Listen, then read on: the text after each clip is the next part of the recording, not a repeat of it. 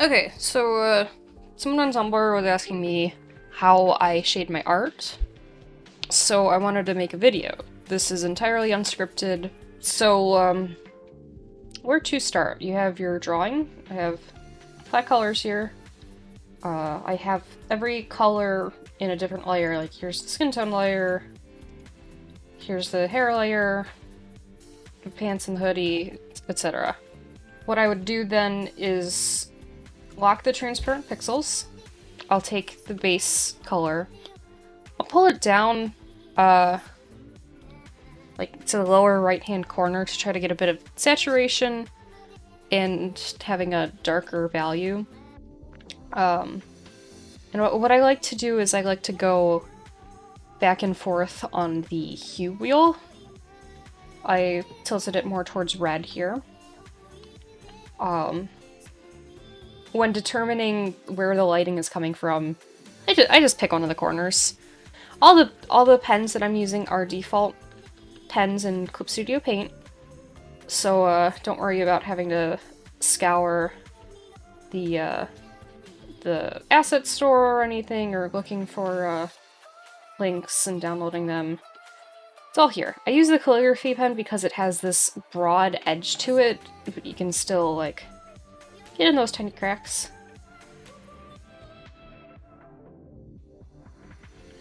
So yeah, I buff in flat colors first.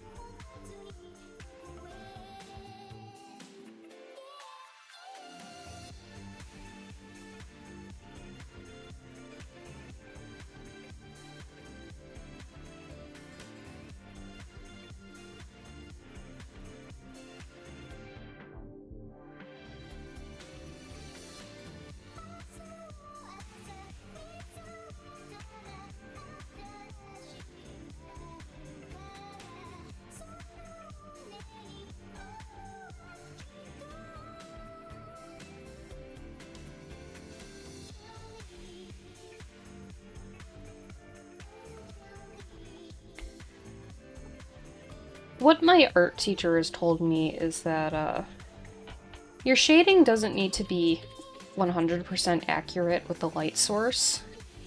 Artists over time have, like, you know, exaggerated for the purpose of, like, dramatic lighting and just making it look cool. If it feels right to you, then go for it.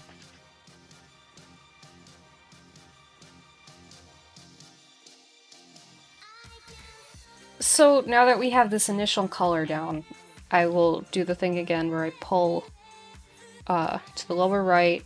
I'll tweak the hue slider a bit, and then we'll go in with a darker color.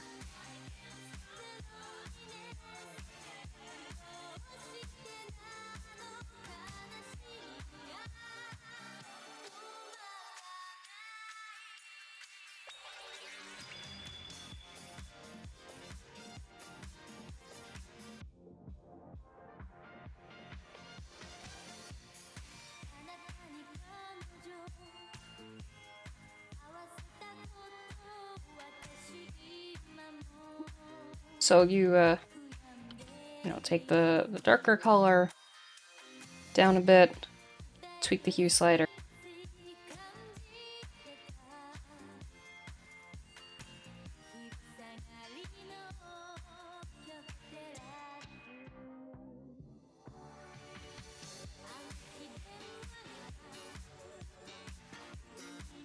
So now what I like to do is either around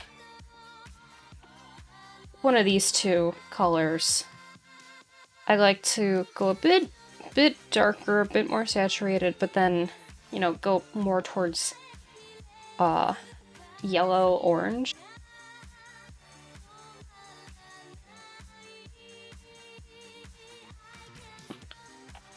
But yeah, I go the opposite end of the hue wheel.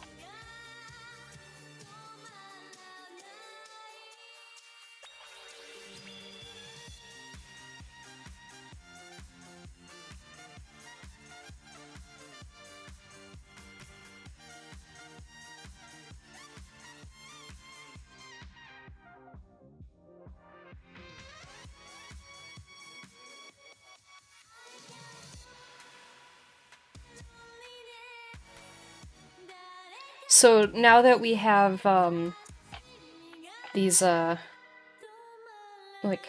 these, I guess, hard colors in, because there's, you know, a distinct nature between the various hues and values, I go in with the watery brush, because that has kind of a blendy texture.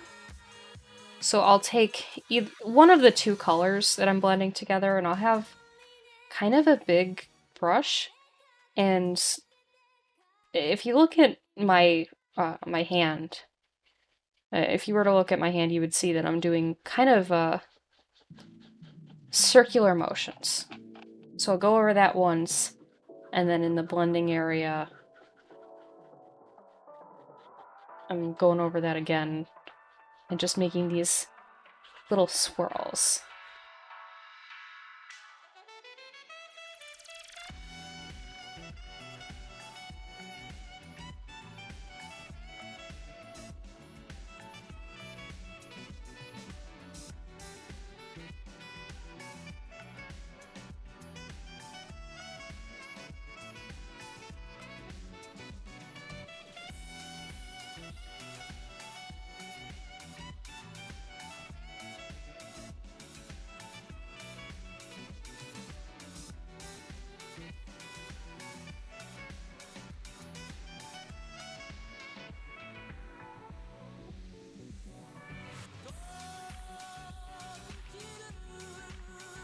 It doesn't have to be, like, exact that you're going through the base tone and then the first shadow. If needed, I will blend whatever I feel is necessary. Like, I want this to not be such a severe shadow, so I'm pulling in that the base skin tone that I have as my selected color.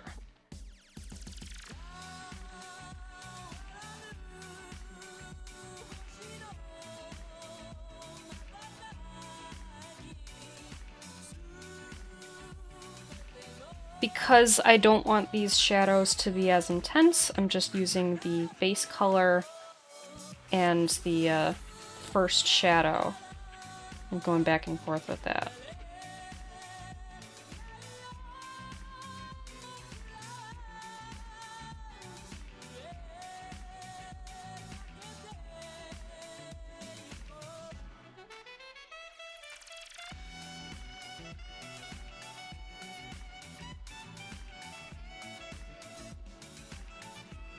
For more deeper tones that I want to keep deep shadow, do the same thing. I select the two colors that I'm gonna blend.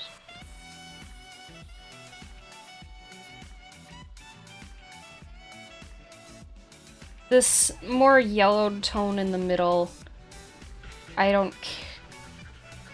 I kind of mean for it to get lost, so that's why I kind of buffing it out here.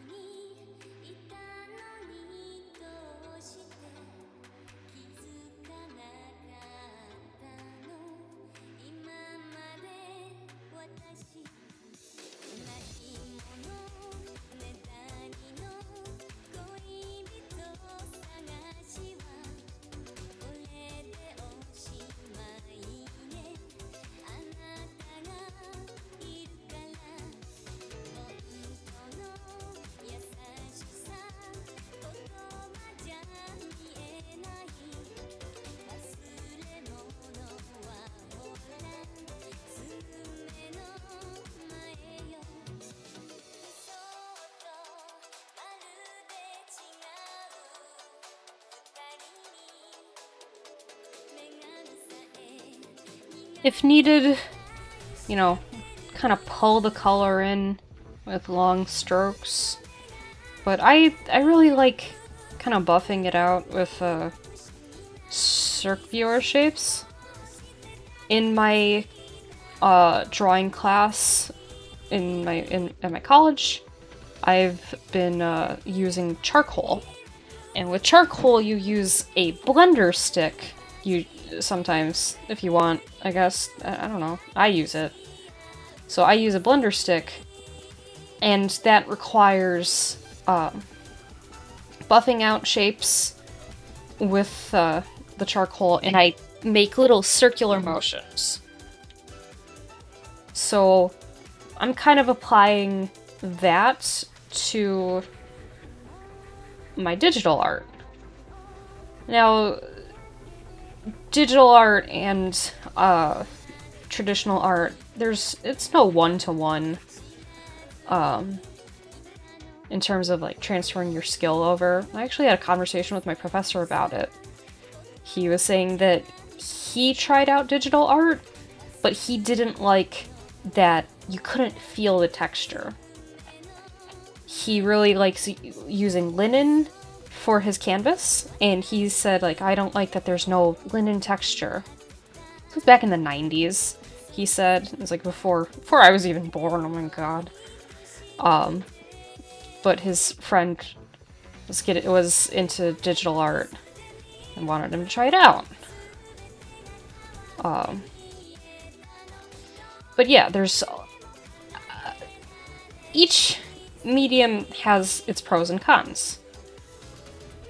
I like digital art because there's a lot of correction that you can do with little to no consequence, because there's undo buttons, you can save canvas, you can draw on top of a darker color with a lighter color, and there's no issue, there's no blending problems.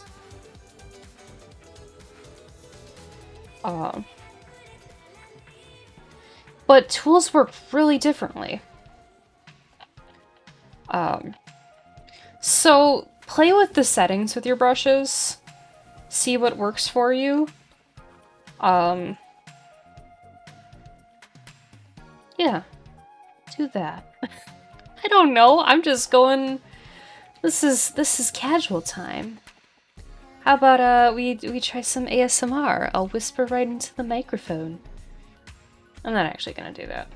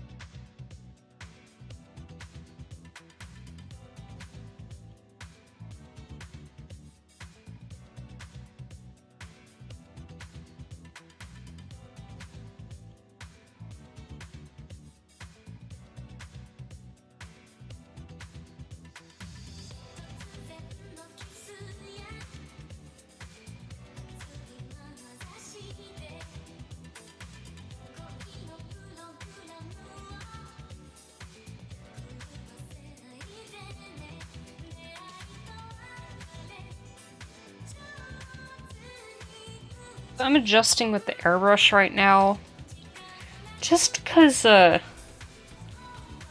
some things like you can't solve with circular motion.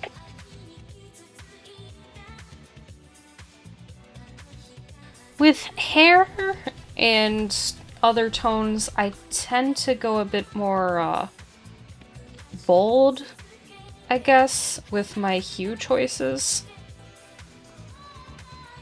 Kind of pushing this more and more to like pink and purple.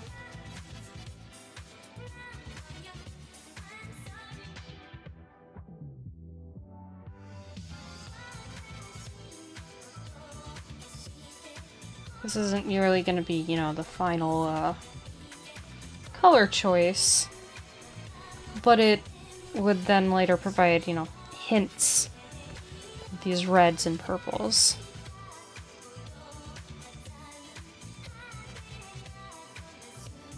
With hair, I use the oil brush, the oil paint brush, and I am making these, like, these strokes. Because unlike skin being, like, you know, a blended field, you could say, hair, they're individual strands, and then when you draw them, kind of simplify them by creating this math.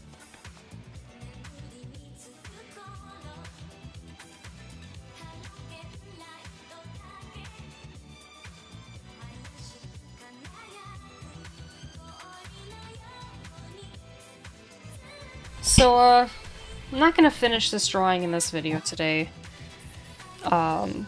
This was just a tutorial on how I do the shading. So, for most things, I had the demonstration I did with skin, but I would still use that circular motion for her outfit. So, that for, you know, more... Well, how would you say it? Use that motion for more consistent planes. Then when I do the hair, I stay with wide brush strokes, pulling in the direction of where the hair would flow. Feels weird to do these unscripted videos, but I did want to help out that one anonymous person who said that they wanted to know more about how I shade, and a little post wouldn't suffice. So, yeah, off the cuff, is that even the right word? Demonstration of how I shade. So, yeah. Thank you for watching, and I hope you have a nice day.